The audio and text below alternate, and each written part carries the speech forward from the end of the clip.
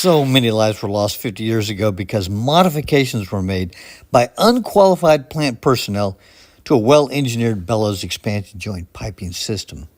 A series of vessels were designed with a single bellows between each, and those took up the thermal growth in the system. And those bellows were designed to handle upset pressure conditions. A crack was found in one of the vessels, and plant personnel determined to remove and simply plumb around it. Here's why that was a bad decision. Those vessels are acting as an anchor against the pressure thrust force of the bellows. When the bellows is pressurized, it's going to want to extend. That's why it's got to be held back by those rigid points. Bellows also have a pressure point at which they'll go unstable or squirm.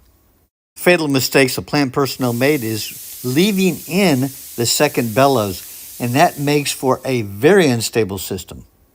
The second mistake was doing an offset in the piping system or a dog leg. That's going to create unbalanced force, a torque, on that piping system.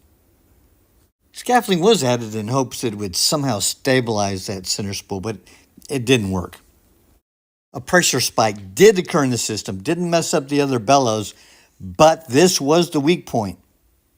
Here are the two failure modes acting one right after the other. First, the pressure thrust bends that piping, and then the instability kicks in.